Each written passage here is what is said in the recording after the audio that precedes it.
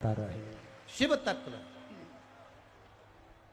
औघड़ी है वो। और सीहोर के कार्यकर्ता भी उस भंडारे में पहुंचेंगे और भोजन लोगों को भंडारा प्रसाद खिलाएंगे। और विश्वास है जिस क्षेत्र में जिस नगर में भंडारे का क्रम होगा उस क्षेत्र के लोग भी उसमें बढ़ चढ़कर हिस्सा लेकर उसको चलाएंगे। शिव तत्व को जाने, अपने भीतर एक भाव प्रकट करिए शंकर भगवान को जानने का।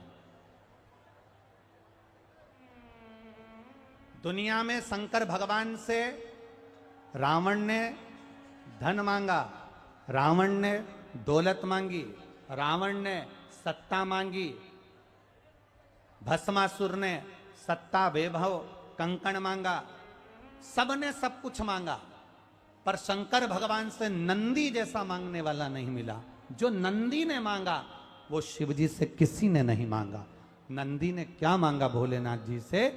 नंदी बाबा भोलेनाथ जी से कहते हैं बाबा, नंदी भगवान शिव से कहते हैं भोले बाबा आपसे कुछ मांगना चाहता हूं, मैं दिल से कुछ कहना चाहता हूं। क्या कहना चाहते, क्या मांगना चाहते, क्या चाहिए तुमको, बोलो। नंदी कहते हैं बाबा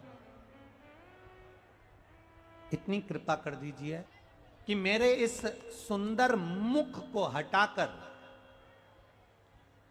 मेरे इस सुंदर मुख को हटाकर इस शरीर पर आप बेल का मुख लगा दीजिए, नंदी का मुख लगा दीजिए।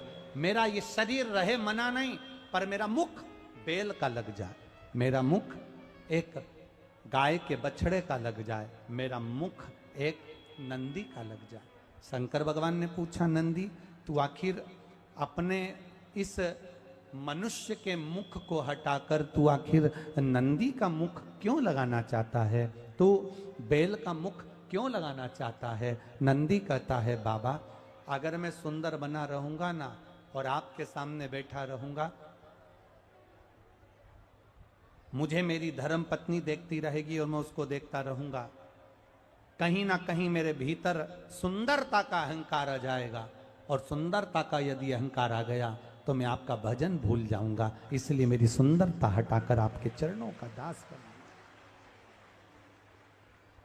अब शिव की कृपा देखिए,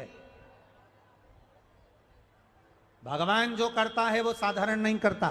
शंकर भगवान ने नंदी का मनुष्य का चेहरा हटाकर नंदी को बेल का मुख लगा दिया। बेल का मुख लगाकर नंदी कैलाश पर्वत पर घूम रहे थे, आज अति प्रसन्न थे, घूम रहे थे। इतनी ही देर में लंका का राजा रावण वहां से निकल कर जा रहा था। नंदी की प्रसन्नता थी, और नंदी की प्रसन्नता के कारण नंदी घूम रहे थे, भ्रमण कर रहे थे। और नंदी जब घूमते घूमते जा रहे थे तो लंका का राजा रावण वहां से निकल कर जा रहा था। लंका का राजा रावण निकल रहा था। अब लंका के राजा रावण ने चलते चलते चलते चलते जब देखा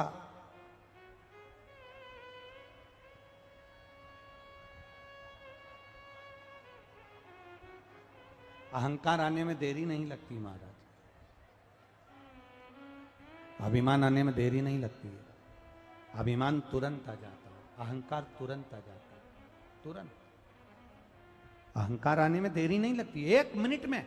सुंदर हो अहंकार आ जाएगा, ज्यादा पढ़े लिखे हो अहंकार आ जाएगा, तुम मुझे जानते नहीं हो, तुम क्या पढ़े हो, तुम क्या जानते हो, मैं पढ़ी लिखी हूं। एक बहू कह देती है अपनी सास से तुम्हारी मम्मी तो अनपढ़ है, तुम्हारी माँ तो अनपढ़ है, उनको क्या आता है, मैं पढ़ी लिखी हूं। एक बात का अनुभव रखना, पढ़े लिखे कितने भी हो पर पुराना, भले वो 5वीं फेल होगी तुम्हारी सास, पर उसका अनुभव तुम्हारे पढ़े लिखे के जीवन से भी ज्यादा अनुभव उसके जीवन में होता।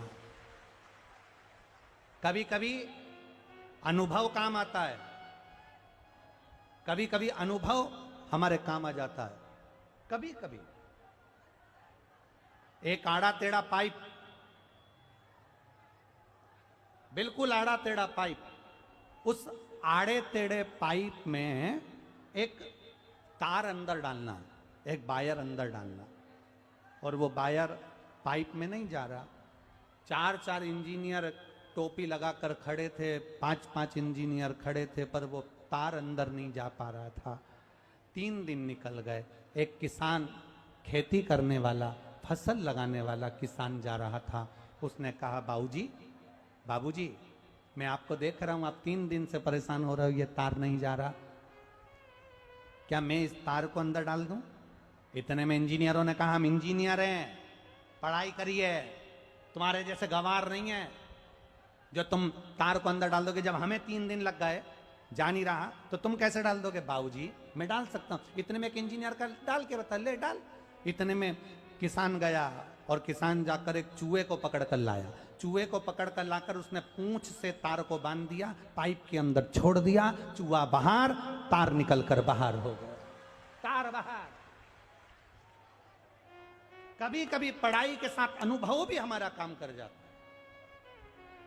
जरूरी नहीं कि तुम्हारी सास पढ़ी लिखी नहीं है, तुम्हारी सास विद्वान नहीं है, तुम्हारी सास ने MBA BA नहीं करा, MTech नहीं करा, CA नहीं करा, डॉक्टरी की पढ़ाई नहीं करी, इंजीनियरिंग की पढ़ाई नहीं करी, तुम्हारी सास ने हो सकता है कॉलेज की पढ़ाई नहीं करी, पर सास भले पढ़ी लिखी ना हो, पर उसका अनुभव बहुत पुराना होता है, दुनिया के धक्के खाकर वो आगे बढ़ी होती है, तो तुम्हारे लिए ज्ञान के मार्ग को प्रशस्त कर देती है। उसको समझो। अहंकार कभी भी आ सकता है, उस अहम को हमें दबाना है, उस अहंकार को प्रकट मत होने दो। आप सुंदर हो, अहंकार आ सकता है, आप विद्वान हो, अहंकार आ सकता है, आप ज्ञानवान हो, अहंकार आ सकता है, आपने सारे वेद, सारे पुराण, सारे शास्त्र सब पढ़ रखे हैं, आप में विद्वत्ता का अहंकार आ सकता है कि मैंने जो पढ़ रखा है, क्या जानता है कोई? मैंने पढ़ रखा है, एक एक श्लोक याद है, एक एक अक्षर याद है, एक एक शब्द याद है, पूरा रटा रटाया है मेरे को, ये तुम्हें अहंकार आ सकता है। तुम्हारे पास में वैभव है, दौलत है, गाड़ी है, धन है, पत्नी है, बच्चे हैं, कुटुंब है, अहंकार आ सकता है। शिव महापुराण की कथा कहती है, रावण के पास में सारा वैभव था, सारी सत्ता थी, 9 ग्रह बंदी बने हुए थे, सब कुछ रावण के पास में था, पर रावण अपनी जिह्वा पर और अपने अहंकार पर कंट्रोल नहीं कर पाया, और रावण का अहंकार